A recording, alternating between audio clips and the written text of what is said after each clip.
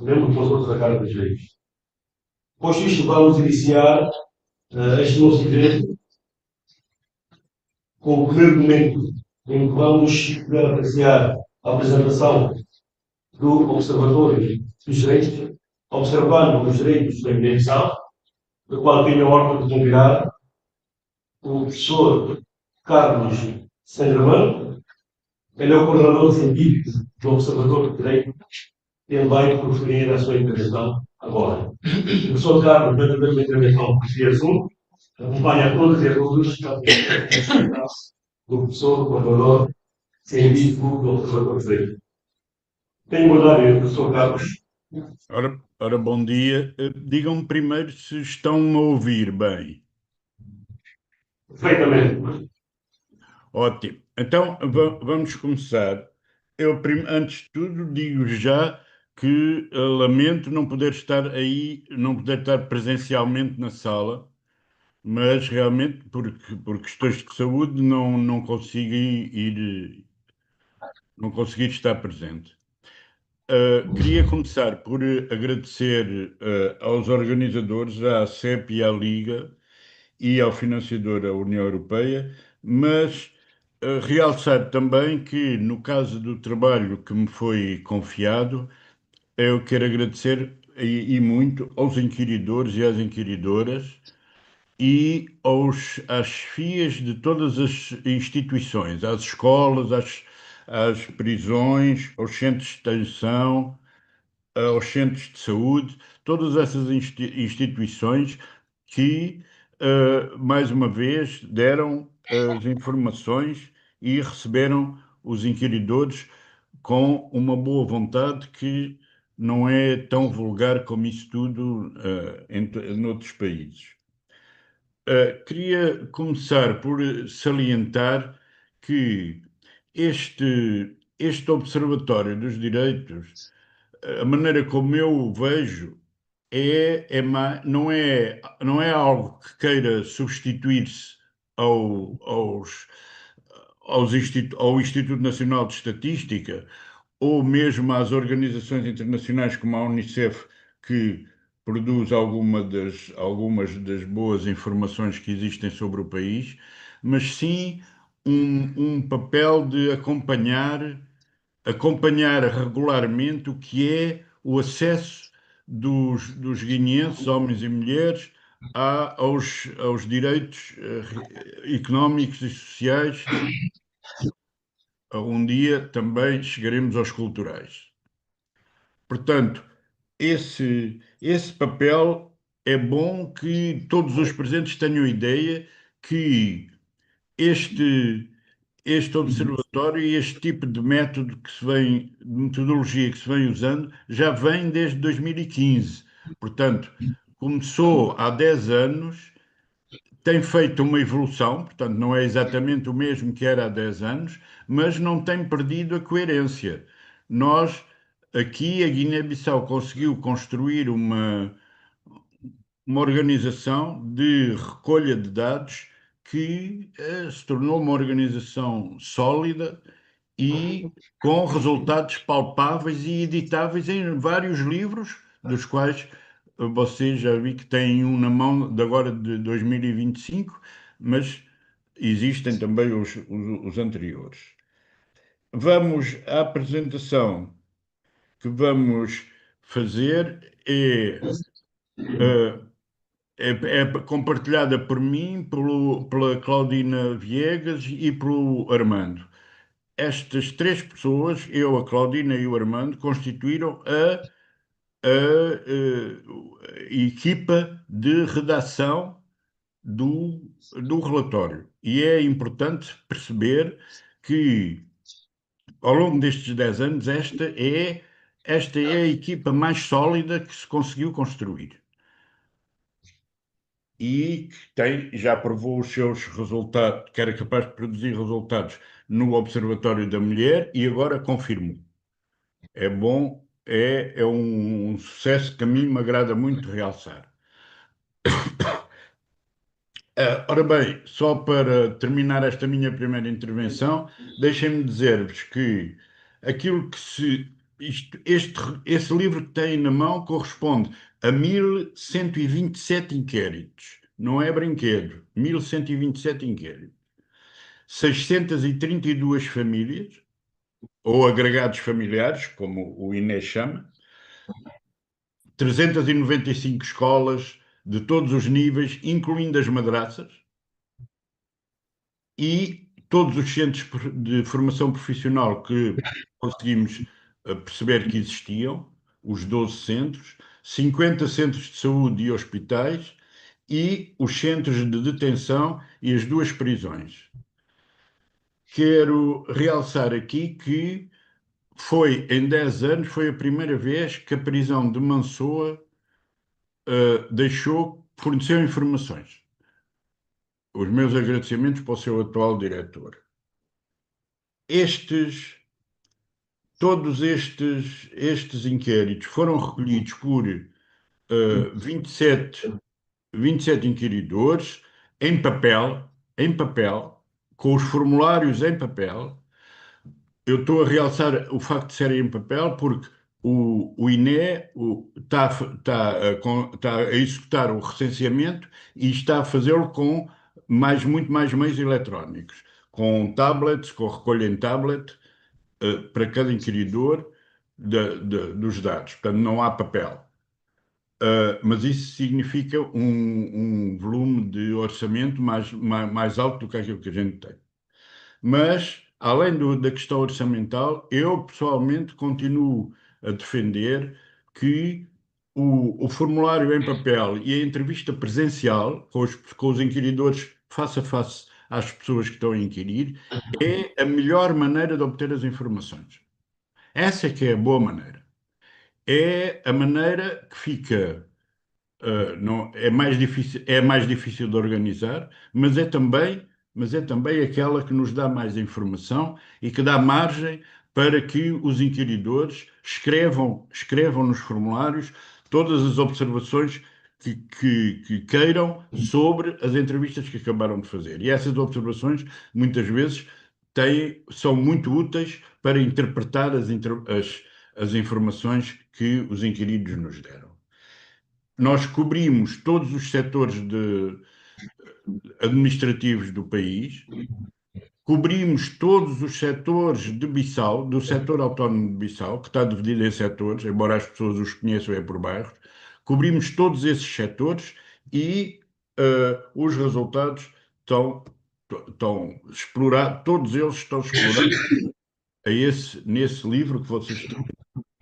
Portanto, eu vou passar a palavra ao Armando Correia, porque ele continua, mas a primeira mensagem que quero vos dizer é que esta metodologia que nós seguimos assegura uma produção de qualidade, assegura uma produção que é comparável com os inquéritos que vimos fazendo de há 10 anos para cá e fornece uma base de informação suficientemente credível e fiável para que qualquer governo em exercício tenha que a ter atenção quando imagina políticas de eh, manutenção ou promoção dos direitos humanos, económicos e sociais em qualquer país, neste caso na Guiné-Bissau.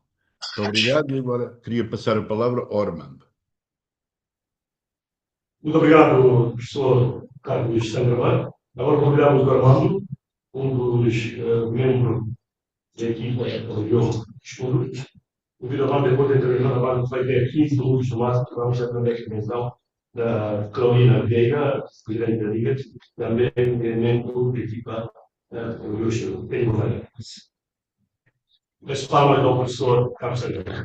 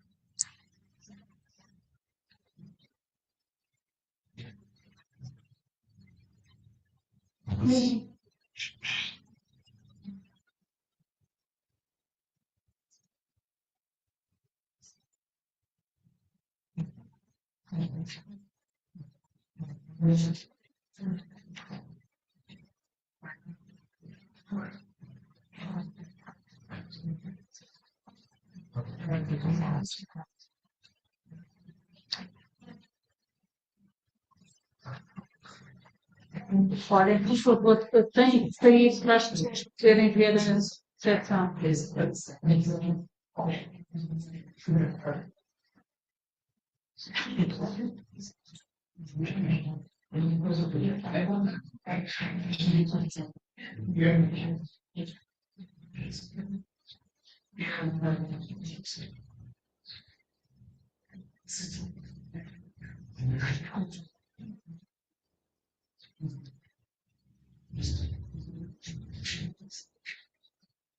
Bom dia. Bom dia a todos os portugueses. Quero aqui agradecer a toda a equipa das instituições educatórias, pelo especial professor Carlos Sandra Mar e minha colega Enes e também João, que coordenou a equipa voluntária e toda a equipa da Casa de Integração, e também nesse direito, em especial o seu presidente, o Wagner, que também em colaboração com a parte de natureza da ASER. Permita-me também aqui na sala ter duas notas antes de começar esta discussão. Em primeiro, quero aqui dedicar em especial este relatório ao obrigado Luís Holanda, ativista secretário-geral do Movimento Voluntário, professor e técnico do Instituto Nacional de Estatística, que foi morto barbaramente no mês de abril passado. Além disso, Holanda é um jovem consciente e comprometido com a justiça e justamente por esta causa dos direitos humanos falou com a sua própria vida. Esta é a primeira nota.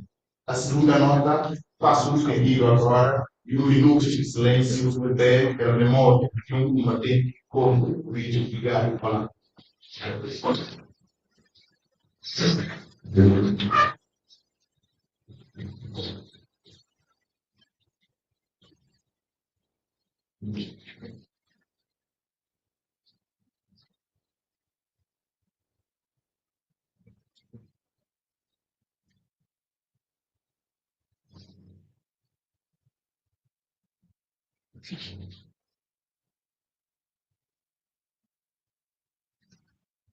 Obrigado.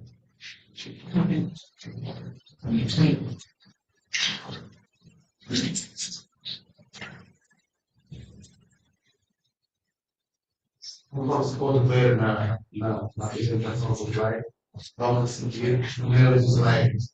Eu, que já apresentou uma parte metodológica, eu e a minha colega Carolina vamos apresentar os indicadores que fazem parte do direito humano na sua forma geral. Passa. Ok. Como nós recebemos o relatório dos direitos humanos, observando os direitos humanos na Guiné-Bissau, foi desde então elaborado por várias figuras e autoras, sobretudo, defendem os direitos humanos não só da sua perspectiva científica, mas também propriamente dando à causa os direitos humanos. E, portanto, a apresentação e a escrita desse relatório não passa simplesmente pela apresentação de próprias apostas, mas propriamente pelas pessoas que comprometeram ao longo destes anos a construção e a consolidação dos direitos humanos na dimensão. Isto podemos ter em conta que todo o trabalho foi feito na recepção dos dados e também na redação propriamente deste relatório, e por vezes não foi nada fácil, tendo em conta propriamente os desafios que se prendem ao país em termos de justiça, sobretudo dos direitos humanos. Aí que é a importância propriamente deste relatório, não só do ponto de vista crítico, mas também do ponto de vista social, académico e cultural, tendo em conta que a dimensão dos direitos humanos que aqui pertence a este relatório é a dimensão económica, a dimensão social e a dimensão cultural. Conforme se vê na imagem deste relatório, vemos que a pergunta que se pode fazer: quantas crianças deixam a escola antes do final do ano? E, portanto, na parte da maioria, sobretudo, este indicador da educação, a zona sul pertence a uma zona mais vulnerável, diretamente na região do Porão, apresenta-se como a região que mais sofre com crianças que deixam a escola ao longo do ano, ou no final do ano. E, portanto, quando nós fazemos uma comparação de termos de género, podemos ver que, nessa região do programa, os meninos são, na sua maioria, que deixam na escola. Portanto, vem a seguir, em termos de género, as medidas. Portanto, aquilo que estamos a ver aqui são as percentagens que se vê no gráfico, e, portanto, temos a seguir a zona leste, portanto, na região de Gato.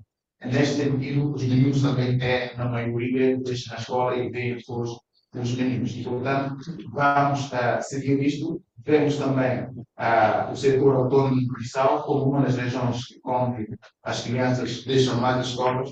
E, portanto, os indicadores, estes indicadores, o indicador da educação é um dos indicadores que mais se preocupa do ponto de vista dos indicadores sociais, sobretudo em termos dos direitos humanos.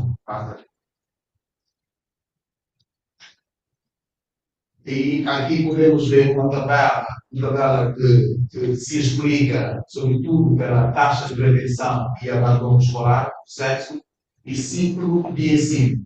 E podemos perceber ao longo da elaboração do relatório é que o Estado, como um agente político, portanto, que faz gestão de todo o ensino público, portanto, o Estado consegue apenas garantir o ensino público até o segundo ciclo. E, portanto, a partir do terceiro ciclo, ensino secundário, técnico, ensino superior, o Estado não consegue garantir. Conforme se vê na tabela, os rapazes também representam 6,7% aqui da taxa de retenção. E, portanto, temos a rapariga de 7% em linha geral, 93% de retenção. E quando nós vemos no abandono, vemos que esta diferenciação entre rapariga e rapazes, vemos em torno de 24, mais ou menos, uma diferença de 1% em torno de rapazes e raparigas. Isto no primeiro ciclo. O primeiro ciclo aqui quer dizer do meio ao quarto ano. O segundo ciclo representa também, a partir já do quinto e sexto ano, representa uma preocupação diferentemente com o primeiro ciclo. Vemos aqui que as raparigas são 87% das raparigas, que é a taxa de retenção, e temos 17,6% com a taxa de abandono. Portanto, aqui vemos outra vez que a taxa de retenção aqui das raparigas é superior à taxa de retenção dos rapazes. E, portanto, no que se toca como o abandono, representa os rapazes 19% e as raparigas 17%. E quando nós vamos, por exemplo, para ensino secundário e técnico, vemos aqui ainda uma preocupação maior. Ou seja, na medida que nós avançamos para o ciclo, temos mais taxas de retenção, não só pelos rapazes, mas também pelas raparigas. O que se pode ver aqui, temos 32% de abandono por parte raparigas por parte dos rapazes e temos 46% por parte de abandono escolar por parte dos rapazes. E quando nós chegamos no ensino superior, e é preciso dizer que o ensino superior é dominado de uma forma larga para os privados, e aqui podemos debater a questão, por exemplo, da monitorização do ensino, mas não propriamente do ensino ou da educação, como uma definição, digamos assim, dos direitos humanos. E, portanto, quando chegamos ao ensino superior, grande parte dos agregados familiares não conseguem pagar o ensino superior aos seus filhos. Digamos, nessa altura, temos uma taxa de retenção de 72% por parte das raparigas, e temos uma taxa de 50%, 54% de retenção por parte das raparigas. E, portanto, quando nós vamos para o abandono, que é um pouco mais preocupante, temos aqui o abandono do ensino superior, 45% por parte das raparigas. Quando vamos para os rapazes, em comparação com os rapazes, temos ali 27%. E, portanto, temos aqui uma desigualdade um pouco do género tremendo, e você pode dizer que grande parte das famílias da empregada familiar não conseguem, digamos, custear o ensino superior para os seus filhos. E, portanto, para a conclusão deste indicador, podemos ver que a análise global dos resultados deste capítulo evidencia que a educação no meio digital se encontra marcada por uma contradição central. Por um lado, podemos ver que existe uma expansão do acesso escolar e uma presença efetiva de alunos em praticamente todas as regiões e níveis êxito. Por outro lado, podemos ver que este acesso ocorre num contexto de fragilidade estrutural e, portanto, caracterizado por insuficiência de infraestruturas básicas, escassez de recursos pedagógicos, fragilidade institucional e forte desigualdade, digamos assim, territorial e também desigualdade de género. Vou passar, por favor. Portanto, podemos ver aqui a formação profissional, áreas oferecidas, portanto, temos também, conforme se vê no quadro, número de centros que oferecem os cursos. E, portanto, em linhas gerais, podemos ver na tabela ali em cima recursos que são oferecidos pela centro de informação, que não são muito. Podemos ver ali a biblioteca, os computadores de internet, a água potável, a eletricidade e, portanto, temos também oficinas técnicas. Em linha geral, podemos ver que 50% dos centros são privados, e aí voltamos mais outra vez aqui à privatização do ensino técnico profissional e também à privatização do ensino superior. E, portanto, 25% da escola de formação profissional pertencem aos ONGs, portanto, comunitários. E temos aqui 25% são públicos e, portanto, mesmo assim, há uma certa debilidade estrutural daquilo que se oferece pelo Estado. E, portanto, o capítulo mostra que a formação profissional na Guiné-Bissau se encontra num estado intermédio. É simultaneamente, digamos assim, uma área potencial. E o potencial elevado e um sistema ainda incompleto. Portanto, apresenta-se um desafio, digamos, estrutural, do ponto de vista não só do acesso, mas também daquilo que se oferece nos centros de formação profissional. A sua consolidação como direito humano efetivo exige, neste caso, segundo a nossa conclusão relatório, maior presença e coordenação do Estado, redução das desigualdades territoriais, grande parte dos centros de acesso centros de formação profissional estão em Bissau. E, portanto, há aqui uma desigualdade, digamos, em termos territoriais. E preciso o investimento nas condições materiais dos centros, políticas ativas de inclusão social e igualdade de género na níveis gerais.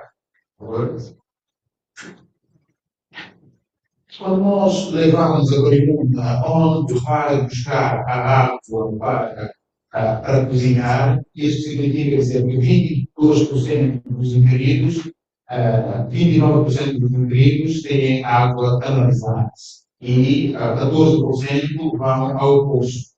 E 6% têm poço e água canalizada.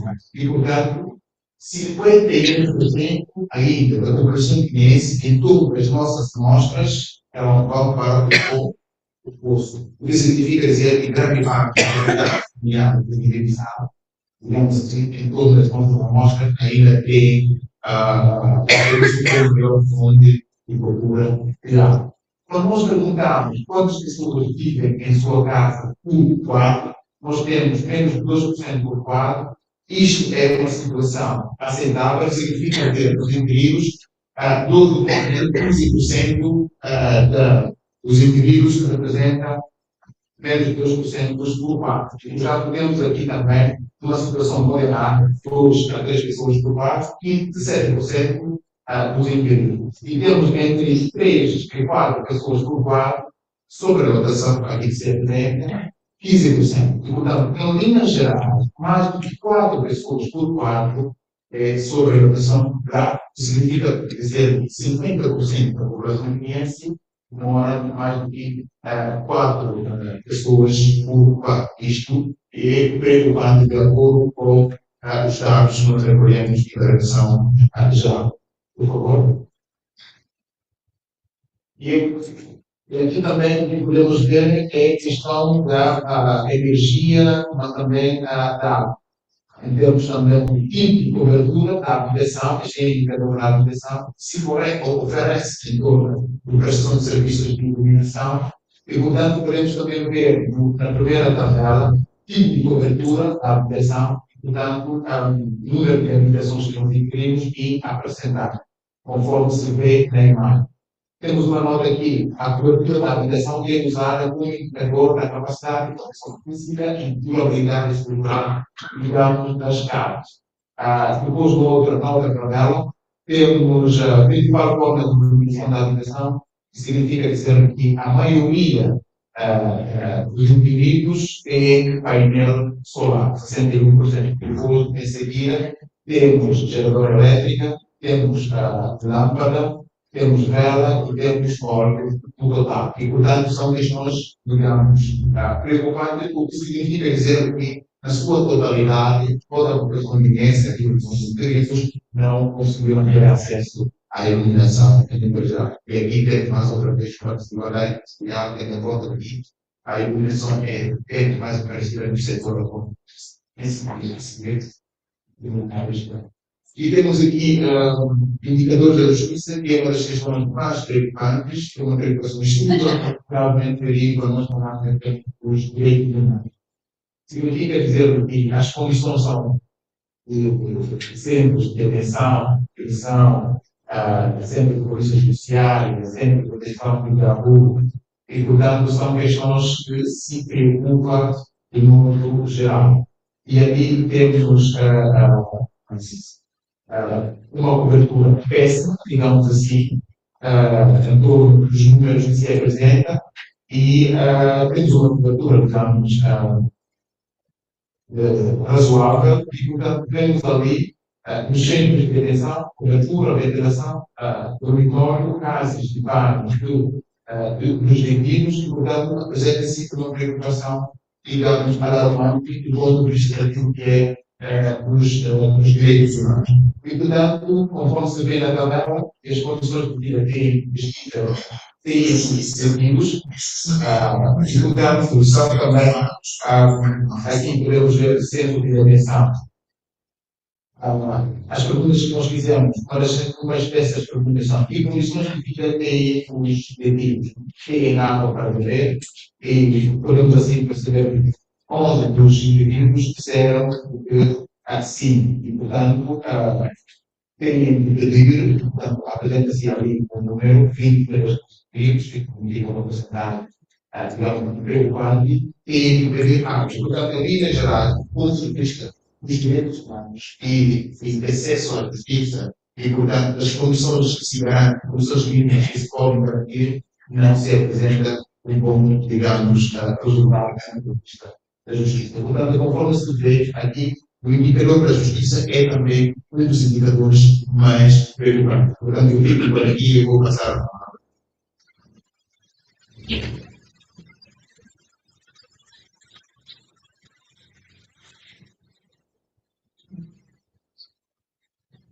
Obrigado, agora digamos da vida técnica, primeiro por aqui para ele aprova o relatório, vai perceber com a resolução.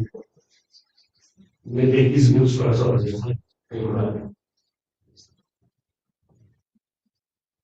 Peço mais uma vez começar para o Armando, para depois voltar a ser a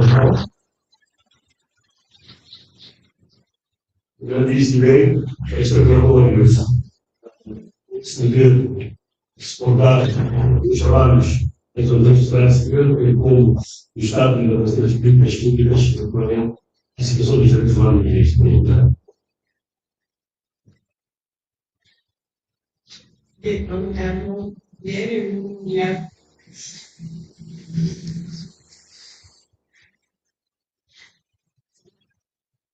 Eu vou pensar pela temática de género.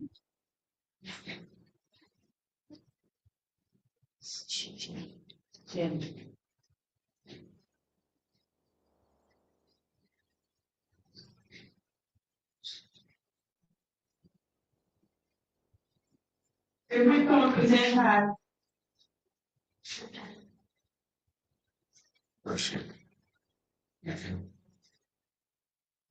capítulo que trata sobre a questão de género, dimensão de género, visa, acima de tudo, perceber entre o último relatório dos direitos humanos e este, que caminhos foram seguidos e que avanços nós tivemos.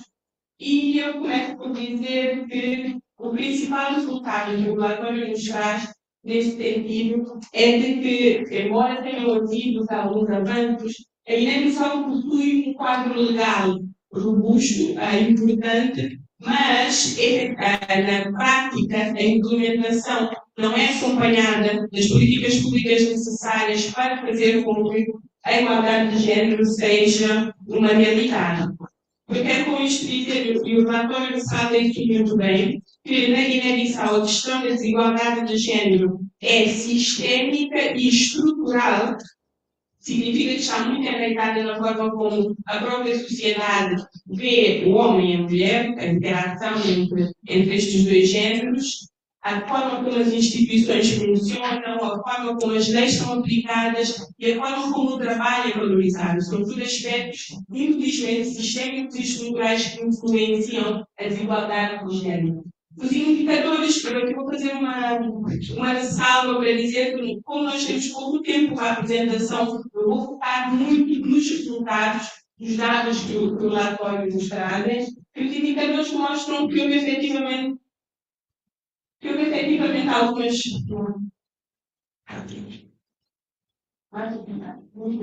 Mostra que houve algumas melhorias, poucas. O Armando já falou um bocadinho sobre a questão da paridade no ensino básico, que se encontra praticamente estável. Os indicadores mostram que houve alguns progressos em relação à autonomia individual, decidir sobre o próprio dinheiro e decidir sobre o casamento, por exemplo. Mas, infelizmente, há estagnação a nível do emprego formal, aumento da vulnerabilidade alimentar, agravamento das condições de habitação e saneamento.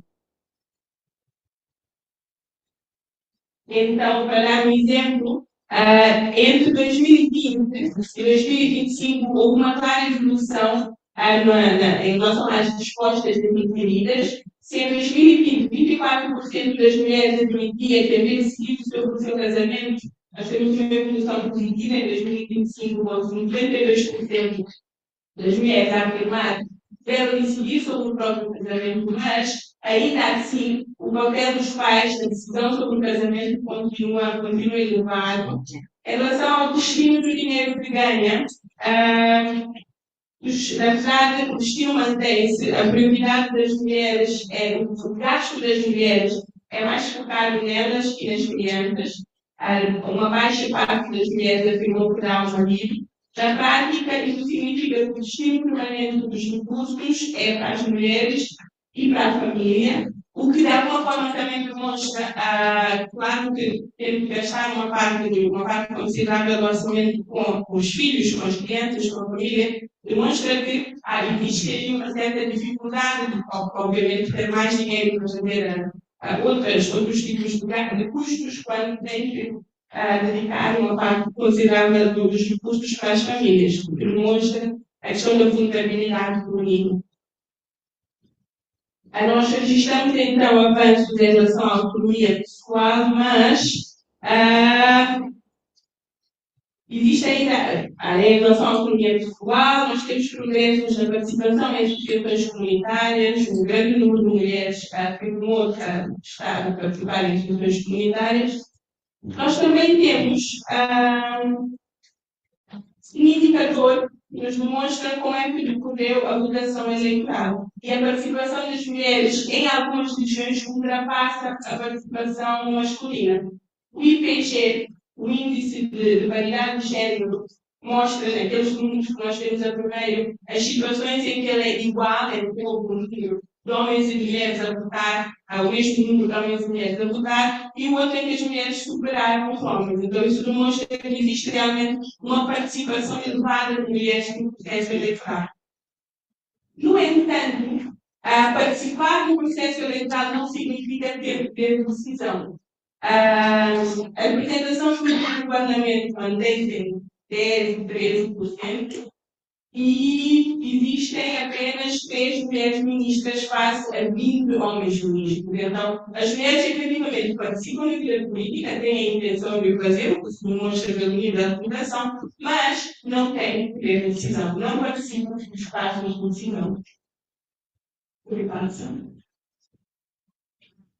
Nós já vimos que quanto maior o nível de ensino, maior a exclusão das crianças, isso é bastante e muito bem abordado pelo Armando. Em relação à autonomia económica, que é um dos indicadores principais, não diria principal, mas extremamente importante na avaliação da implementação dos direitos das mulheres, porque os direitos económicos mexem exatamente com a capacidade de autonomia, a capacidade financeira e a independência da pessoa.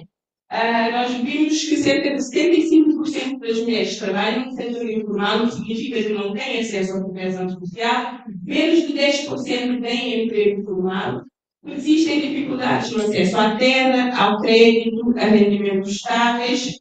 Isso demonstra a persistência de elevados níveis de pobreza e, obviamente, a privação de direitos. Apenas 6,5% das mulheres apresentam elevado acesso aos direitos, quando 65,2% das mulheres fazem apenas 2 ou menos refeições por dia. Os indicadores também demonstram ter havido um agravamento dos indicadores de saneamento e habitação.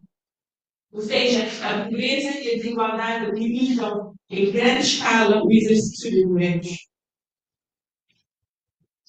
Em relação à violência, que é outro aspecto extremamente crucial no relatório SAGE, crucial e preocupante, nós vimos que a pior parte em relação a esta questão que foi colocada às inquiridas é a normalização da violência pela sociedade, por nós todos, enquanto homens e mulheres, questionadas sobre se justifica, às vezes, o homem bater na mulher em alguma circunstância. No relatório do Observatório Nacional de Índice, 39% das mulheres afirmam que às vezes justifica. No relatório agora, trazido pelo Observatório, 23% das mulheres afirmam que se justifica, contra um número mais elevado de 39% no Observatório da Mulher e 56% no Observatório dos Direitos, que diz que nunca justifica. A maioria afirma que nunca justifica, mas os dados dos inquiridos e das inquiridas que afirmam que justifica é bastante elevado e requer preocupação e trabalho de sensibilização, desenvolvimento de políticas públicas que, acima de tudo, comecem a trabalhar a mudança de mentalidades nesse aspecto. Cerca de 21% dos indivíduos conhecem uma mulher próxima que foi vítima de espancamento. E isso é de extrema gravidade.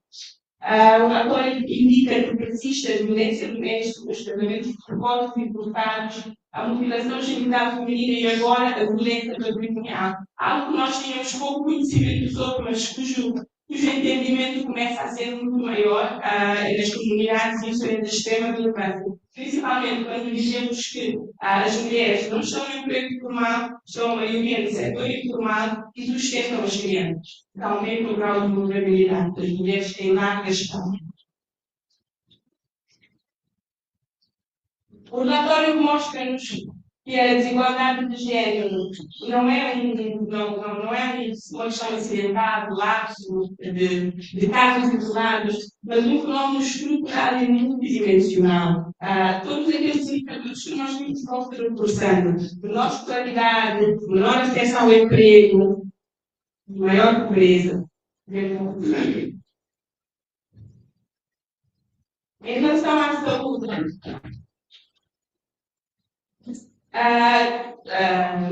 os dados demonstram que existem obstáculos extremamente importantes.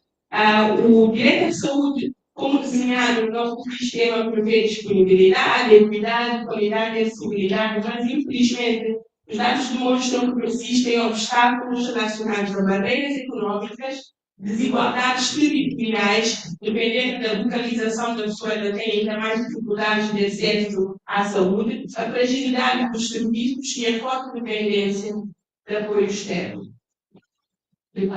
Nós temos um quadro legal e normativo também. O setor da saúde é dos mais desenvolvidos, na verdade, planos de ação, estratégias para cada uma das áreas que têm a maior incidência de doenças, por exemplo, mas infelizmente, a oferta de serviços e as condições de acesso a que o relatório se dedicou com mais profundidade demonstram que, infelizmente, a esperança média de vida é de 59 a 101 anos.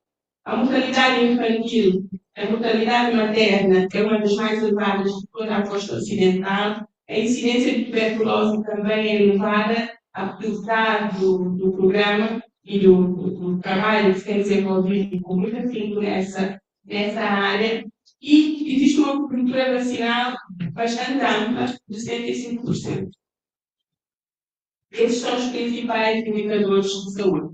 Os dados demonstram que existem, sim, hospitais e centros de saúde distintos.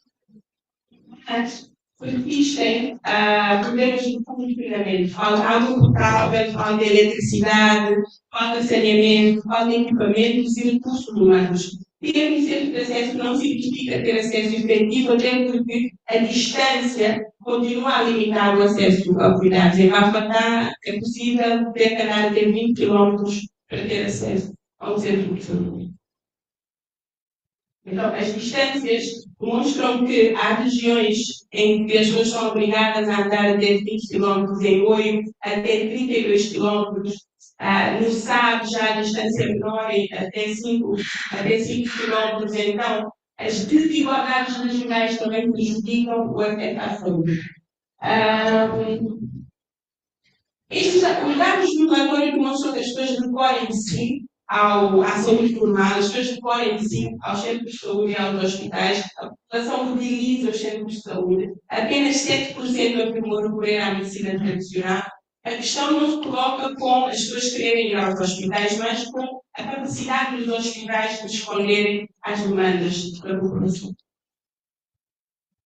Os custos continuam a ser uma grande barreira. Até as consultas pré-natais são pagas, o que obviamente implica em custos para as famílias que muitas vezes não têm condições de os acarretar e acabam por desistir dos serviços. Então, comparar a saúde entre o último relatório e este demonstram que a distância continua crítica, os custos continuam a agravar o assunto à saúde e a capacidade do sistema. Faltam recursos humanos, falta estrutura de saneamento básico e falta de materiais. Podemos passar? Nós já falamos de todos esses obstáculos. Os resultados demonstram que o acesso continua condicionado por barreiras económicas. Os recursos humanos são os desafios, enfim. A cooperação internacional é importante porque tem ajudado a sustentar o sistema público de saúde, mas é insuficiente. Por último, vou falar muito brevemente sobre o indicador do ambiente, que é um indicador novo. É a primeira vez que nós tratamos sobre este indicador no Observatório dos Direitos, e eu quero ressaltar que neste ponto nem tudo é mesmo. Na parte do ambiente atmosférico, das dificuldades existentes, parte é que tem havido melhorias e reconhecimentos significativos. A Guiné-Bissau possui um património ambiental de importância mundial. Nós dispomos de 9% do território coberto por hectares de mangás, temos um dos maiores contínuos de mangá da África Ocidental, elevada biodiversidade marinha e costeira e uma forte dependência das comunidades destes recursos. Os problemas ambientais identificados pela população estiveram mais relacionados ao cotidiano, falta de água, lixo, corte de madeira e fogos e incêndios. Essa é a imagem da área costeira. O quadro legal é bastante desenvolvido, mas as instituições enfrentam limitações estruturais, insuficiência de recursos, falta de meios logísticos, da digitalização, a elevada dependência do financiamento internacional, mas ainda assim, instituições como o IBAP desempenham um papel essencial na gestão dos recursos florestais. Os principais fatores de degradação identificados foram a desflorestação, as queimadas e a pesca ilegal.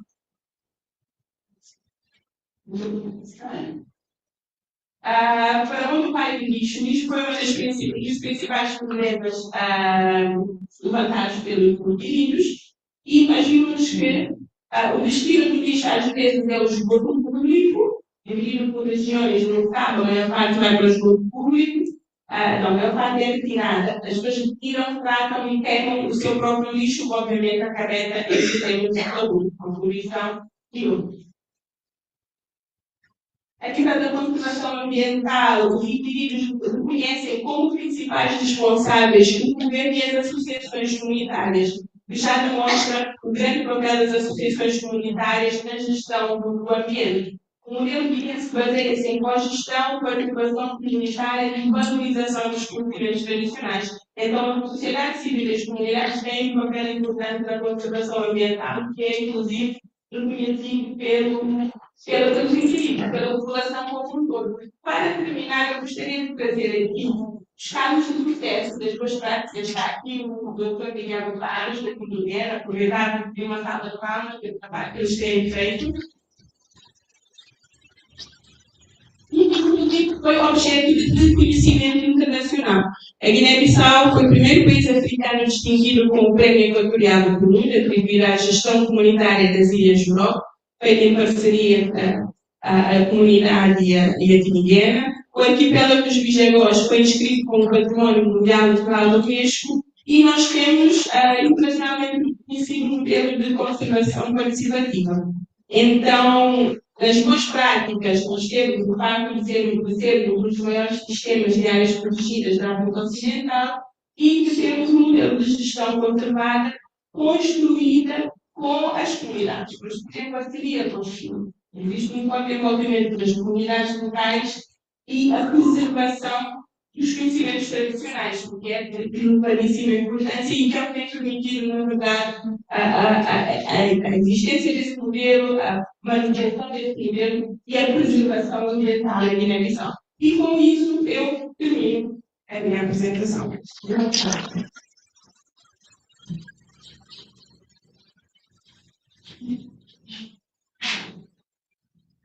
Obrigado pela oportunidade. Continuar nesta cerimônia com as apresentações.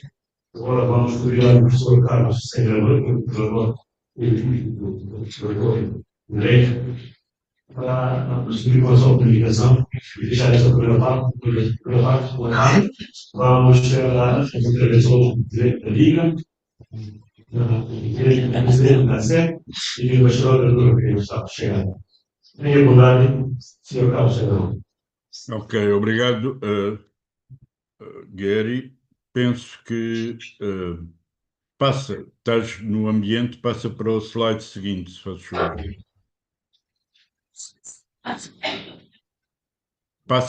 Gary, passa para o slide seguinte. Já vai passar já.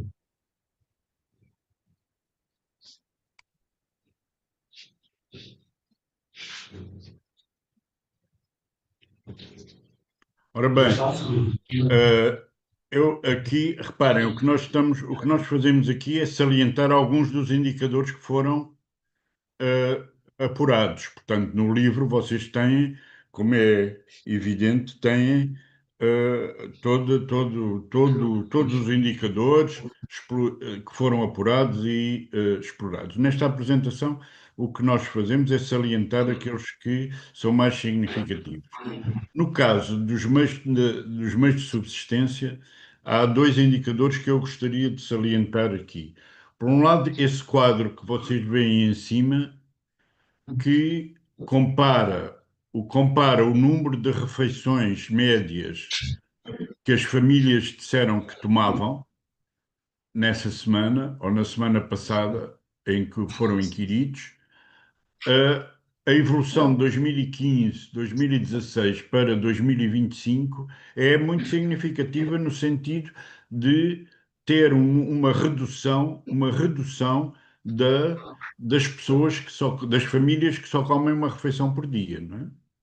Portanto, é bom e é bom que isto fique bem compreendido que o direito à alimentação, se seguirmos só este indicador, tem uma evolução muito positiva, não é? No livro vocês vão encontrar cruzamentos desta variável com, por exemplo, procurando perceber as famílias que têm uma maior educação. Uma maior educação, comem melhor ou comem pior? Como é evidente e como é natural, comem melhor, não é? As pessoas que, se compararmos as pessoas que vivem em espaços urbanos e em espaços rurais, já não é tão claro. As pessoas em espaços rurais eh, têm uma percentagem de refeições que é bastante equilibrada com as pessoas de espaços urbanos, não é? De toda a maneira, este indicador, aquilo que me diz é que o direito à alimentação tem tido uma evolução positiva. Outro indicador, ainda na área passa o slide, se faz favor. Outro indicador é as estratégias das famílias. Este gráfico é muito confuso, não é? É muito confuso e, no fundo, procura transmitir a ideia de que as famílias procuram diversificar, ou seja, ter um número de atividades que são rentáveis o mais possível, variadas, de forma a irem buscar recursos a setores muito diferentes. Aqui o que interessa salientar é aqui no ponto, na parte, é a parte da agricultura. Ou seja, se nós lermos isto, a partir da direita para a esquerda, vemos que as famílias que têm como atividades principais a função pública, os serviços, as vendas ou bideiras, o comércio ou a agricultura, todas elas acumulam com a agricultura. Todas. Ou seja, aquilo que este dado me diz é que diz-me duas coisas. Por um lado, que as atividades mais informais continuam a dominar a economia guineense e as estratégias das famílias. Por outro lado, que a agricultura funciona como uma segurança. Ou seja, mesmo as famílias que têm maior nível de habilitações, maior nível de estudos, continuam a ter alguém na família que tem atividade agrícola. Portanto, em termos das políticas e dos direitos, é algo que é de realçar, que é de que, de maneira nenhuma, o processo de evolução da economia nestes 50 anos, aquilo que tem dado é realmente um predomínio da atividade informal ou com um grau de informalidade alta e a manutenção da agricultura como a grande o grande setor de refúgio e de segurança. Passa ao slide, se faz favor. Outro tema que nós inquirimos neste inquérito e que não é nada vulgar, não é nada vulgar que seja inquirido, mas fizemos isto em 2018 e agora em 2025. É a seguinte pergunta: se você tiver numa situação de grande desespero, ou seja, não conseguir que haja na família quem arranja dinheiro para a alimentação, aceita ou não ter atividades que não são legais ou pelo menos que não são bem vistas. Aqui neste quadro, portanto, que isso inclui o transporte de droga, o fazer assaltos, o organizar jogos clandestinos, o imigrar, pedir esmola, ir para o Observatório das Mulheres, vender corpo e ou arranjar um marido ou um amante que ajude. E também de aceitar trabalhar para alguém poderoso sem se interrogar de onde é que vem o dinheiro desse alguém. Não é? Aqui o que interessa salientar, no livro vocês têm uma análise mais completa da questão do transporte de droga. Aqui neste slide, aquilo que interessa salientar é uma linha que está aí a meio que diz: não aceitaria nenhuma.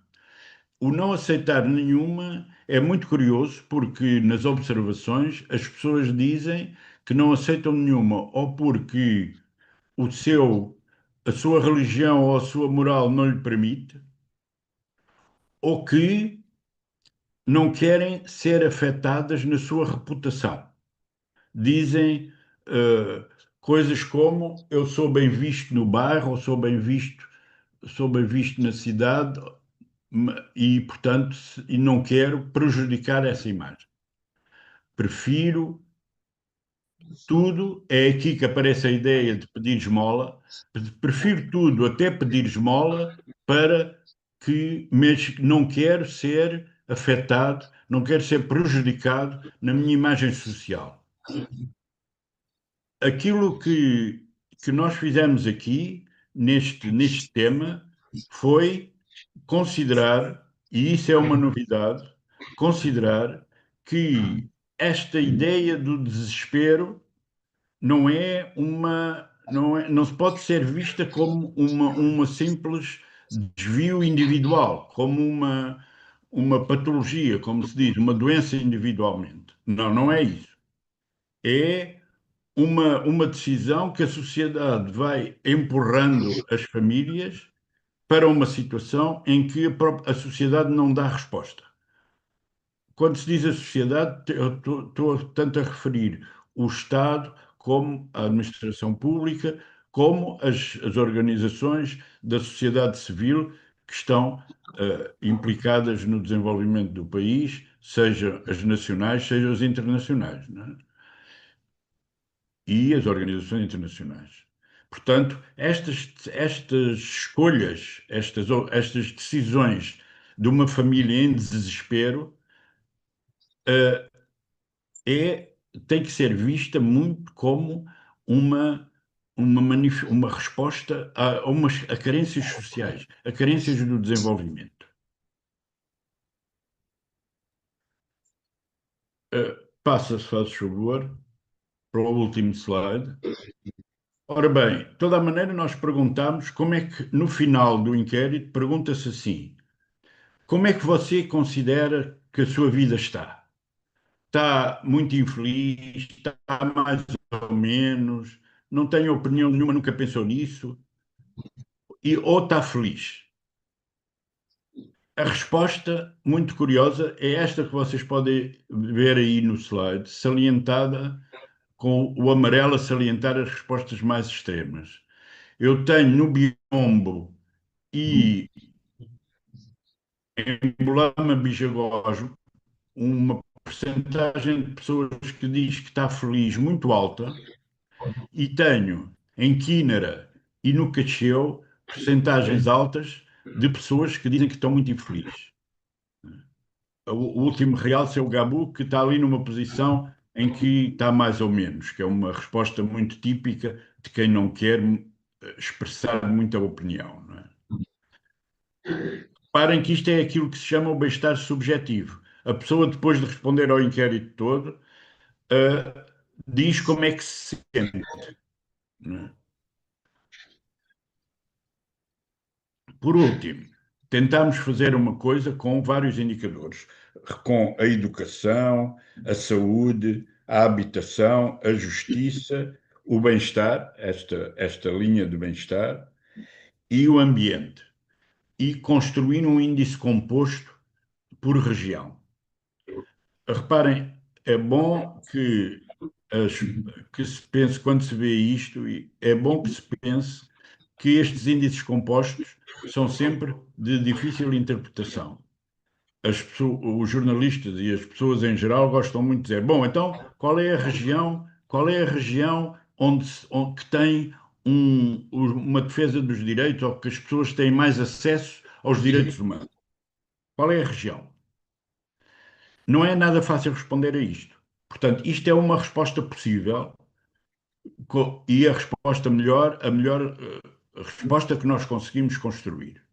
E nesta resposta o que diz é, o Biombo e o SAB estão muito perto, são os melhores e estão muito perto uns dos outros, um do outro. A região que está pior é Quínara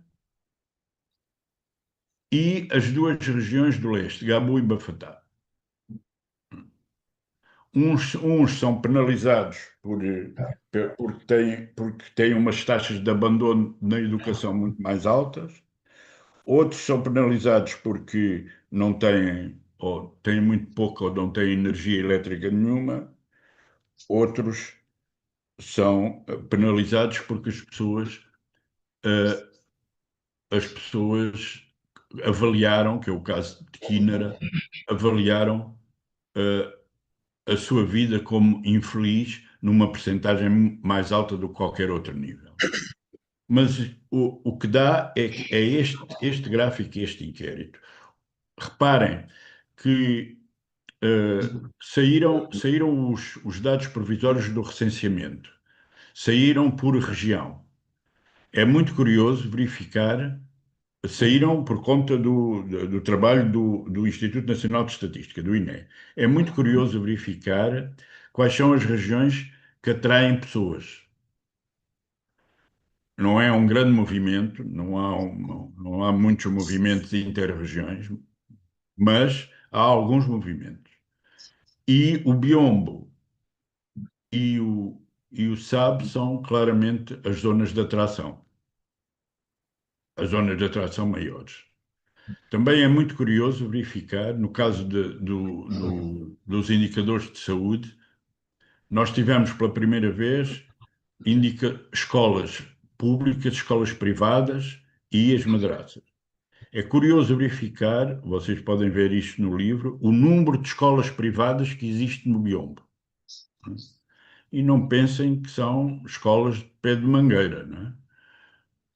Mas há aqui uma dinâmica no biombo que neste índice composto aparece também, portanto o biombo é o que tem o índice mais alto. Há aqui uma dinâmica no biombo muito curiosa e que, a meu ver, aquilo que me parece é que o biombo se está a transformar numa espécie de zona periférica ao SAB, mas com melhor qualidade de vida. Está suficientemente perto da cidade, mas também está suficientemente longe para não ter aquilo que prejudica o SAB. Portanto, como conclusões desta apresentação, o que podemos dizer é que eu penso que a grande conclusão é assim: 50 anos depois da independência, o Estado ainda consegue cumprir pouco daquilo que são as suas obrigações de produção de bens públicos, não é? Na área, sobretudo, da educação, da saúde e da justiça. Ainda consegue fazer isso muito pouco, face às expectativas das pessoas. O resultado é que as famílias desenvolveram estratégias, desenvolveram comportamentos para assegurar esse acesso. E, portanto, mesmo que o Estado não tenha uma evolução tão rápida e tão positiva como as pessoas esperavam. Portanto, o resultado desta conjugação, por um lado, uma evolução que é razoavelmente positiva da parte da administração pública, mas é muito lenta. Por outro lado, as expectativas das pessoas a adaptarem-se a essa realidade, mas a procurarem também progredir para além dessa lentidão do Estado, aquilo que dá é um desenvolvimento lento, positivo, mas com uma taxa muito lenta do país, em termos de acesso aos direitos humanos. As coisas vão melhorando, mas devagar. A conclusão que se tira daqui, para mim, é essa. As coisas vão melhorando, mas muito devagar. E, obviamente, neste processo há avanços e recuos, não é? Portanto, não é uma coisa linear. Mas a conclusão geral, para mim, de todo este trabalho e da análise dos inquéritos anteriores, é esta. O Estado está longe de conseguir cumprir as expectativas das famílias, vai andando, na maior parte dos setores, muito devagar, as famílias procuram compensar essa lentidão e o resultado final é que o país vai crescendo, mas muito devagar. E, portanto, com todos os defeitos de um crescimento lento, não é? Pronto, obrigado.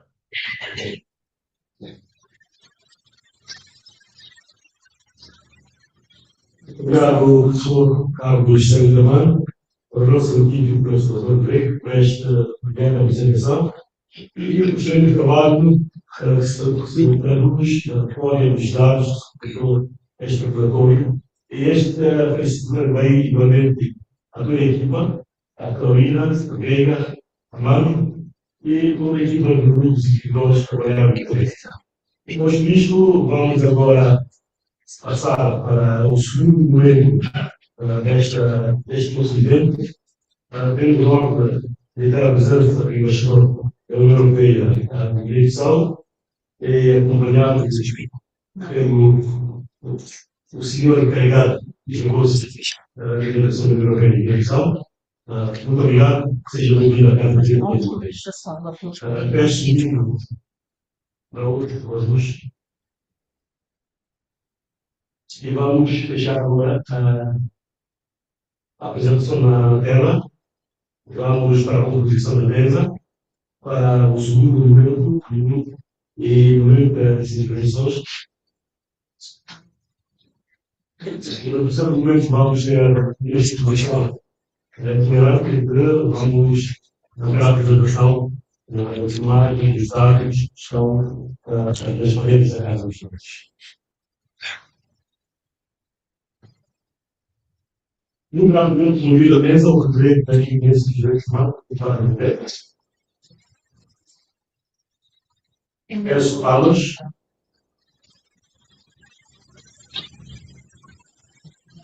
Pedido a presidente da SEC, o Dr. de Preto, que é do lado.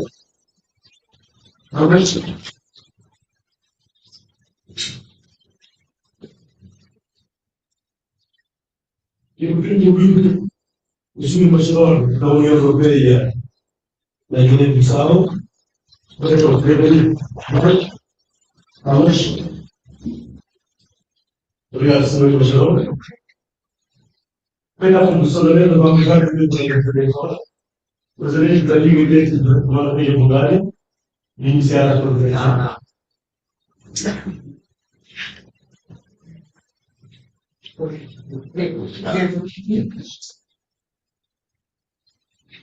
Lindo.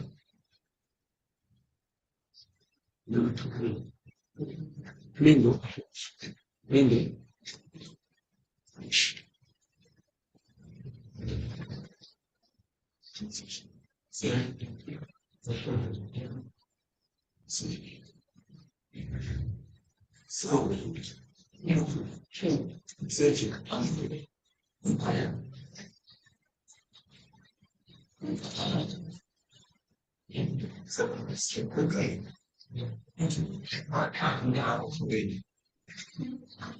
Bom dia a todos.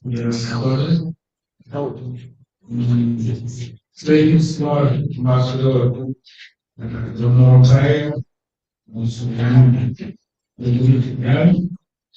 sou a senhora Carmen Influência, presidente da Associação da Educação Pública, a senhora representante da Unicef, que é a representação da Organização do Sistema de Nações Unidas de Educação, senhora ministra senhora Frederico Leme, encarregado do negócio da Embaixada de França, dos Estados, obrigado. Senhora Carla Pinto, da representação da Educação Inglesa, senhor Pedro, amigo, muito obrigado. Caros colegas dirigentes das organizações de sociedade civil, caros colegas membros do Conselho Secretário de Direito, senhoras e senhores jornalistas, permitam-me em nome da Liga de Direitos Humanos, em meu nome pessoal, eu dirija as nossas mais calorosas saudações e vos agradeço a vossa presença, que nos honra e confere esta singela cerimônia de apresentação do relatório do Observatório de Direito Universal, bem como da exposição que o acompanha, um significado particularmente especial. Este é um momento ímpar e simbólico na árdua, mas profundamente gratificante missão de defesa e promoção dos direitos humanos no país. O Observatório dos Direitos na Guiné-Bissau constituiu um importante contributo da sociedade civil para a consolidação de uma verdadeira cultura de direitos humanos, promovendo a participação cidadã e incentivando o respeito efetivo pelos direitos fundamentais de todas as pessoas. Desde 2015, ano da publicação do primeiro relatório de indicadores dos direitos humanos, até a presente apresentação dessa nova edição, consolidou-se uma iniciativa inovadora que disponibiliza um conjunto de dados únicos no Sistema Estatístico Nacional. Esta publicação corresponde ao 7º relatório produzido ao longo dos 10 anos da existência do Observatório. Os seus resultados assentam num rigoroso e transparente sistema de recolha, monitorização e análise de informações relativas às diversas dimensões de direitos humanos da Guiné-Bissau. O que hoje colocamos à disposição do país não é apenas um relatório técnico. É um instrumento de conhecimento, de cidadania e de prestação econômica. É um convite para olharmos para a Guiné-Bissau através das condições de vida das pessoas e da forma como os seus direitos são ou não efetivamente garantidos. Porque falar de direitos humanos é, antes de mais, falar das pessoas. É falar da criança que procura aprender, da mulher que necessita de cuidar de saúde, do jovem que procura construir um futuro digno, da família que luta diariamente por melhores condições de vida. É precisamente essa distância entre os direitos consagrados na Constituição e os direitos efetivamente vividos que o Observatório dos Direitos procura medir. Desde 2015, o Observatório acompanha de forma sistemática a evolução das condições de vida e o acesso aos direitos fundamentais na Guiné-Bissau. Nessa edição foram incluídas 632 famílias, correspondendo a 6.884 pessoas em todas as regiões do país, incluindo o setor autônomo de Bissau. Foram igualmente recolhidas informações de escolas, centros de formação profissional, estruturas de saúde, estabelecimentos prisionais, permitindo cruzar a realidade vivida pelas famílias com o funcionamento das instituições responsáveis pela garantia dos direitos humanos. Os resultados revelam que persistem profundas desigualdades no acesso à educação, à saúde, à água potável, ao saneamento, à habitação, à justiça e a outros serviços essenciais. Continuam a existir famílias que vivem em condições precárias, crianças que abandonam precocemente a escola, mulheres que enfrentam enormes dificuldades no acesso aos cuidados de saúde e cidadãos privados de liberdade em condições que continuam a suscitar séria preocupação. Os dados demonstram igualmente que os direitos humanos não podem ser analisados isoladamente. O seu exercício depende da qualidade das instituições, das políticas públicas, da distribuição dos serviços, das condições econômicas das famílias e das desigualdades existentes entre regiões e entre grupos sociais. Perante esses resultados, é impossível não recordar as palavras do saudoso Amílcar Cabral quando explicava o verdadeiro sentido da luta da libertação africana. É uma luta para ter pão, ter terra, mas livremente. É uma luta para ter escolas para que as crianças não sofram, para ter hospitais. É assim a nossa vida. É também uma luta para mostrar a face do mundo que somos gente com liberdade. Felicitação. Cabral lembrava-nos que a independência nunca foi um fim em si mesmo. Era um instrumento para garantir melhores condições de vida ao povo e para construir uma sociedade assente na justiça, na liberdade e na dignidade humana. Mais de 50 anos após a independência, este relatório convida-nos a colocar uma questão essencial. Até que ponto conseguimos concretizar este projeto da Amílcar Cabral? É verdade que o país registrou progressos importantes. Dispomos hoje de um quadro constitucional que protege os direitos humanos. Aumentou a oferta de serviços públicos e consolidou-se uma certa consciência da importância dos direitos humanos no país. Contudo, os dados mostram-nos igualmente que a promessa da libertação continua por cumprir em muitos aspectos. Quando milhares de crianças continuam fora do sistema educativo, quando centenas de mulheres continuam a morrer por causas inevitáveis relacionadas com a gravidez e o parto, quando demasiadas famílias vivem sem acesso regular à água potável, ao saneamento, à energia ou à habitação e comida, quando a pobreza continua a limitar as oportunidades de tantos cidadãos, quando milhares de cidadãos continuam sem acesso à justiça, percebemos que a liberdade conquistada permanece uma obra inacabável. A independência não se realiza apenas da soberania do Estado. Realiza-se quando cada cidadão pode exercer plenamente os seus direitos de viver por dignidade. Ter pão, ter terra para produzir, ter escolas para todas as crianças, ter hospitais capazes de cuidar de todos e mostrar ao mundo que somos um povo livre e digno. Esses continuam a ser os grandes objetivos nacionais. Todavia, os dados que hoje apresentamos demonstram que a atividade que a Amílcar Cabral sonhava afirmar perante o mundo está ainda longe de ser uma realidade para muitos chineses. Não afirmamos isso para negar os progressos alcançados. Pelo contrário, dizemos porque acreditamos que a melhor homenagem que podemos prestar à geração da luta de libertação é prosseguir a construção do país que ela sonhou. É precisamente essa distância entre o ideal proclamado e a realidade vivida que o Observatório dos Direitos procura medir. Não mede apenas estatística, mede até que ponto os direitos consagrados na Constituição se transformaram em direitos efetivamente garantidos na vida cotidiana das pessoas. Essa edição introduz igualmente novos indicadores de bem-estar subjetivo, esperança, desespero, resiliência. Porque a dignidade humana não depende apenas do rendimento ou das infraestruturas existentes. Depende também da forma como as pessoas vivem, enfrentam as dificuldades e mantêm a esperança no futuro. O Observatório dos Direitos é, por isso, simultaneamente um instrumento científico e um instrumento de cidadania. É científico porque assenta no rigor da recolha e da análise dos dados. É científico porque pretende contribuir para uma sociedade mais consciente, mais informada e mais exigente na defesa dos direitos humanos. Os indicadores que hoje apresentamos devem ser entendidos como um verdadeiro instrumento da governação democrática.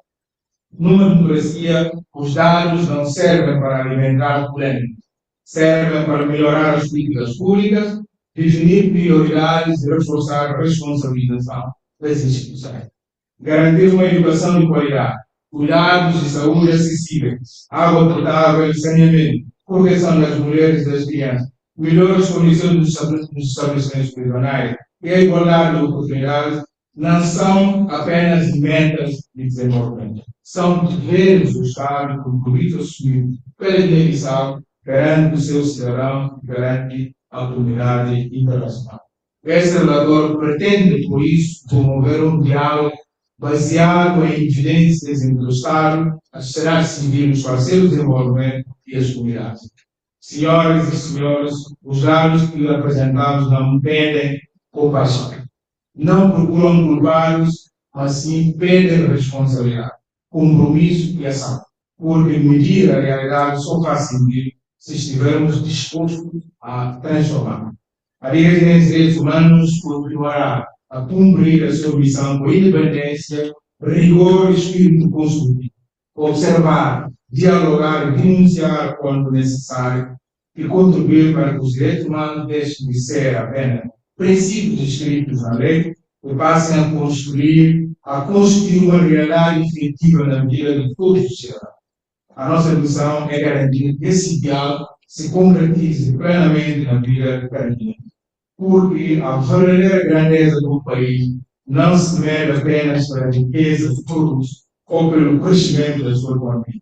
Mede-se, sobretudo, pela dignidade que garante a cada um dos seus cidadãos. Permita-me, antes de terminar, expressar alguns agradecimentos. Quero começar por dirigir uma palavra de profunda gratidão à senhora embaixadora, o nosso amigo Frederico Tian, pelos inestimáveis apoios financeiros da União Europeia que tornaram possível a realização deste importante trabalho, integrado num projeto mais amplo que permitiu reforçar as capacidades de mais de 400 ativistas pertencentes a mais de 100 organizações do sociedade civil em todo o território nacional. Este projeto possibilitou igualmente a realização de numerosas sessões de bimbais comunitários e ações de sensibilização que envolveram mais de 500 participantes, contribuindo para uma maior conscientização das comunidades e para a promoção dos direitos humanos em todo o território nacional. Aproveito igualmente esta oportunidade para felicitar toda a equipa de coordenação, em particular o coordenador científico do Observatório dos Direitos, o professor Carlos Sandraman, que na fase decisiva da análise dos resultados da investigação, o nosso professor Carlos Sandraman enfrentou um problema de saúde que constitui um momento de grande preocupação a todos nós. Felizmente recuperou plenamente e com um extraordinário sentido de responsabilidade e dedicação, retomou o trabalho mesmo antes de concluir o período de convalescência. Repetindo que hoje estamos a apresentar publicamente este relatório. Portanto, professor, você está a acompanhar esta intervenção. Nosso muito obrigado pelo seu empenho, dedicação e elevado sentido de missão. Um agradecimento e reconhecimento aos técnicos que trabalharam incansavelmente na análise dos dados, em particular o Sr. Armando Bernardo Correia e a Sra. Claudina Viegas, cujo profissionalismo, competência e dedicação foram determinantes para a qualidade deste relatório. Quero igualmente dirigir uma palavra especial de reconhecimento ao Sr. João Marques, coordenador da equipa de trabalho no terreno, pela competência, dedicação incansável e espírito de missão, quando coordenou todo o processo de colha de dados. O seu profissionalismo, capacidade de liderança e compromisso foram determinantes para o sucesso dessa investigação, para a qualidade do trabalho que hoje temos a honra de apresentar. Uma palavra de profundo agradecimento diz igualmente às nossas investigadoras, os nossos investigadores, que, apesar das dificuldades logísticas e dos números de desafios encontrados no terreno, percorreram centenas de quilômetros para recolher informação junto das comunidades, tornando possível a elaboração deste trabalho. Uma palavra muito especial de reconhecimento do professor gratidão à Fátima Proença, presidente da CEP. Ao longo de muitos anos, a Fátima Proença tem sido uma amiga incansável da Guiné-Bissau, uma parceira de referência da Guiné dos Direitos Humanos. Com uma dedicação discreta, mas absolutamente extraordinária, tem acompanhado, apoiado e acreditado no trabalho da nossa organização, mesmo nos momentos difíceis da nossa história. O seu compromisso permanente com a promoção dos direitos humanos, da cidadania e da democracia e do desenvolvimento humano constitui um exemplo inspirador de solidariedade, de cooperação e de confiança nas capacidades do povo guineense. Recebo por isso, a Fátima, o nosso muito obrigado. Agradecemos ainda as instituições públicas e privadas que colaboraram conosco e disponibilizaram a informação indispensável para a realização desta investigação. Esperemos que esse relatório cumpra 3 funções essenciais. Informar, porque sem conhecimento rigoroso não existem boas políticas públicas. Interpelar, porque os dados revelam realidade que não podem ser ignoradas. Mobilizar, porque conhecer a realidade só faz sentido quando existe vontade de a transformar. A defesa dos direitos humanos não pertence apenas ao Estado, nem apenas à sociedade civil. É uma responsabilidade coletiva e conjunta. Cada instituição, cada comunidade, cada cidadão tem um papel insubstituível na construção de uma Guiné-Bissau mais justa, inclusive mais respeitadora da dignidade humana. Esse é o compromisso da Liga dos Direitos Humanos, esse é o compromisso do Observatório dos Direitos. Esperamos que seja também o compromisso de todos. Muito obrigado.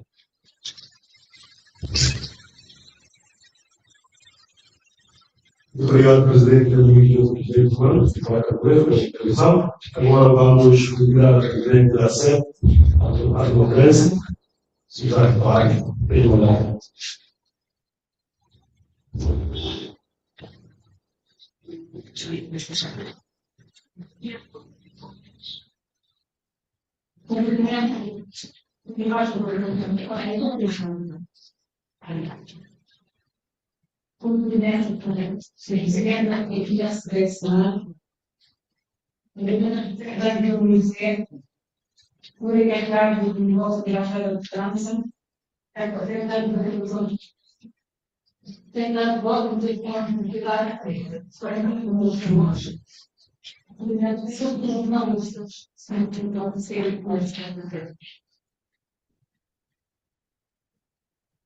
Quero fazer um agradecimento à Alma Flores, da pessoa que embaixador, porque é de facto do União para permitir esta mobilização de votos do Banco Brasileiro. Bastante mais ambiciosa, mas eu digo, vamos dar a oportunidade de verificar mais representações.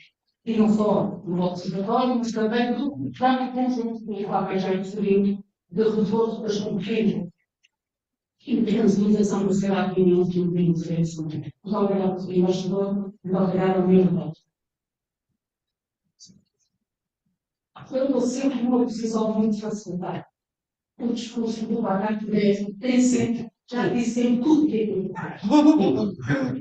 Tenho sempre confiado em mim, numa aprendizagem contínua para sempre.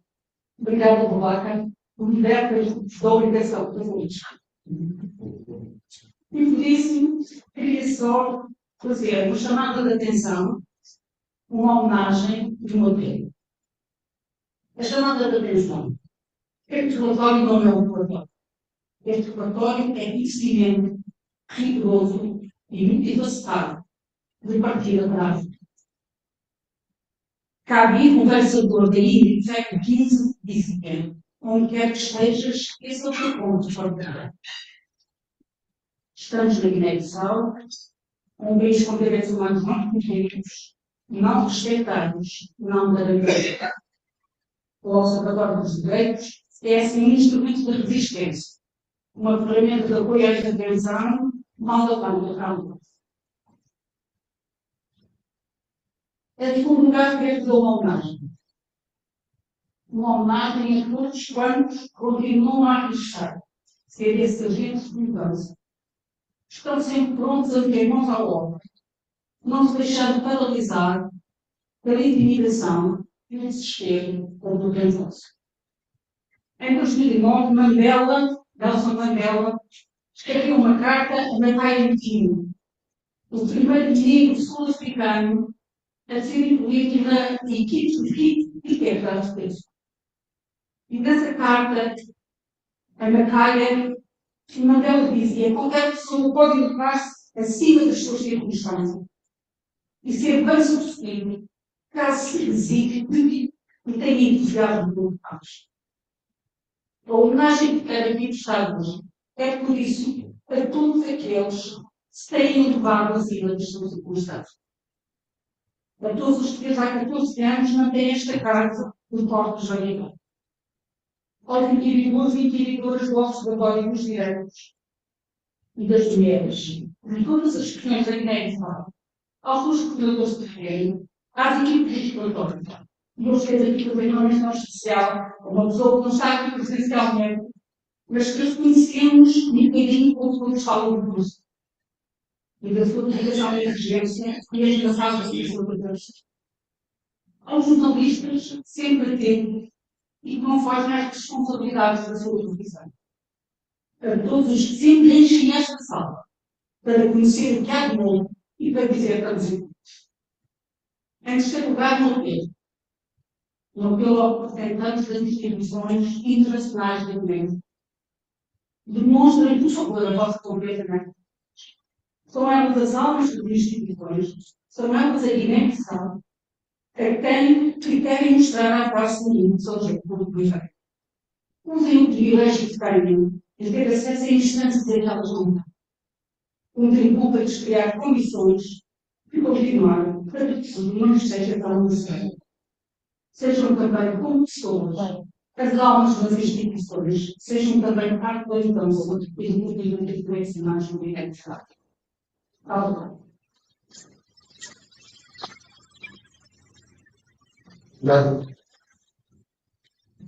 Muito obrigado, Presidente da SEP, por esta intervenção. Agora vamos começar com o Presidente do Legislador para fechar o segundo momento deste nosso evento. O terceiro momento vai ser a exposição itinerante, com a parte de imprensa, da Pódia do Professor Castelo. Vou ter a oportunidade de dirigir a sua palavra neste evento. É itinerário. Muito obrigado. Excelentíssimo Sr. Boagatore, Presidente da Vítimas dos Humanos, caro amigo, excelentíssimo Sr. Fátima Coelho, Presidente da SEP, amiga, obrigadíssimo ao apelo, sobretudo, mas também dos movimentos.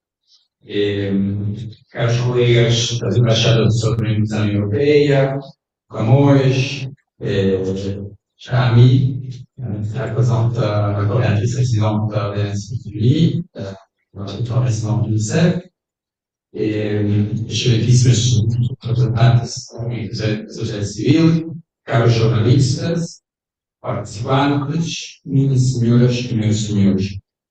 Com grande satisfação começo esse momento de apresentação do relatório do Observatório dos Direitos, uma iniciativa que vimos também nesse volume tão importante, que nos reúne em torno de uma reflexão essencial para a vida democrática, para a dignidade humana e para o fortalecimento das instituições, como dizia o Presidente. Permite-me, antes de mais, saudar o trabalho desenvolvido pela Liga mesmo, pela SEP, e por todos aqueles que, com dedicação e com sentido de responsabilidade cívica profunda, têm contribuído para esse esforço de observação, de análise, mas também de acompanhamento da situação dos direitos humanos na Guiné-Bissau. Iniciativas desta natureza revestem-se de particular importância.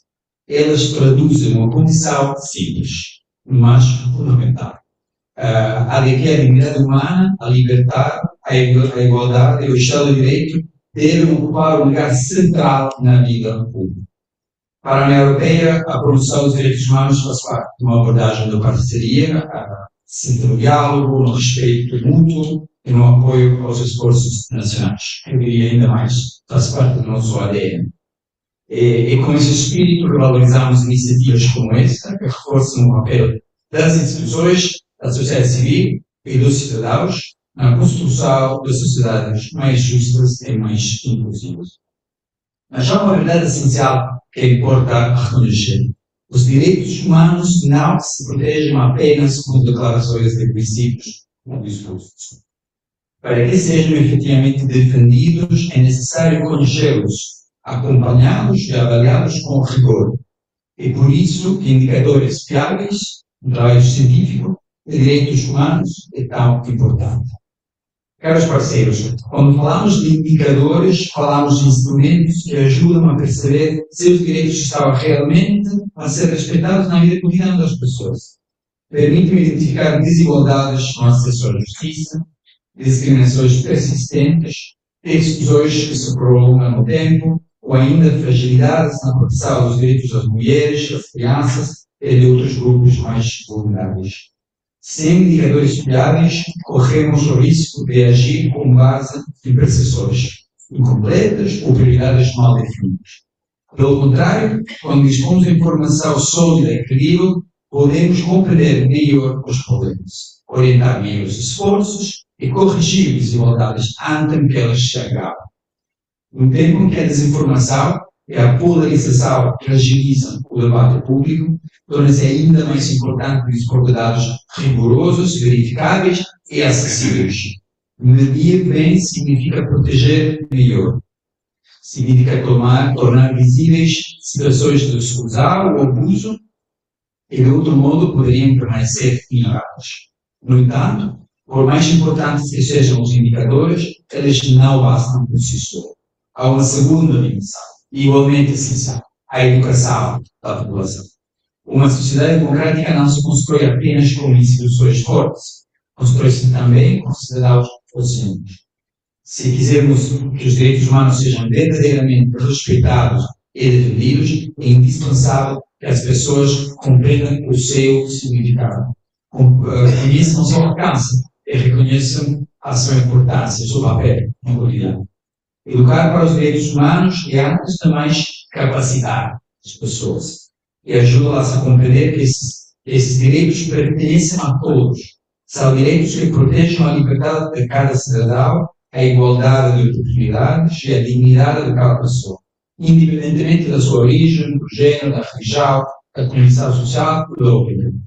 Quando uma população está bem informada sobre direitos humanos, torna-se mais capaz de reconhecer injustiças, rejeitar a discriminação, resistir ao discurso de ódio e exigir responsabilidade aos poderes públicos. Torna-se também mais preparada para participar de forma positiva na vida democrática do país, com um espírito crítico, sentido de solidariedade e respeito pelo outro. Também a experiência europeia mostra que a promoção de uma cultura de direitos exige trabalho contínuo, paciência e investimento na educação cívica. Um trabalho que ainda hoje sigue também na Europa. Por isso, continuamos a atribuir grande importância às iniciativas que aproximam os direitos humanos das escolas, das comunidades, dos meios de comunicação social e da vida pública em geral. Existe, aliás, uma ligação profunda entre indicadores e educação. Os indicadores ajudam-nos a identificar falhas, desigualdades e lacunas de conhecimentos. Por sua vez, uma população mais informada valoriza mais a evidência, exige maior transparência e participa com mais responsabilidade no debate. Senhoras e senhores, no mundo marcado por mudanças rápidas, desigualdades persistentes e desafios à democracia, a defesa dos direitos humanos exige vigilância, método e compromisso. Precisamos de sociedades em que os direitos humanos sejam não apenas proclamados, mas também compreendidos e acompanhados e efetivamente protegidos. Estou convicto de que este relatório se afirmará como uma referência importante para uma compreensão mais multidimensional da realidade da minha missão e para a identificação de respostas mais adequadas aos desafios que essa realidade nos pôs. Permita-me concluir com uma palavra de sincero apreço à ACEP e à Liga pelo trabalho desenvolvido no âmbito deste projeto com observatórios de direitos e também a todas as pessoas de várias regiões do país que contribuíram para a recolha de dados deste relatório. Enfim, também a todas as pessoas que estão conosco hoje. Vós sois os agentes da mudança que faltam. Espero, acima de tudo, que esse trabalho não termine hoje. Hoje começamos um caminho, ou seguimos um caminho que começamos já há anos, mas não termina. Que continue a esperar a reflexão, a responsabilidade e, sobretudo, a ação. E que reforce de forma duradoura o compromisso de todas e de todos com a promoção e a proteção dos direitos humanos na dimensão. Muito obrigado.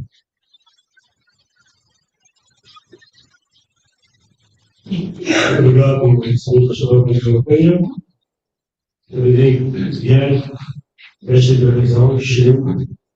Agora, como eu disse, vamos para a terceira parte deste nosso evento, convido a Sra. Fábio Moreira, Presidente da SEC, para fazer a apresentação.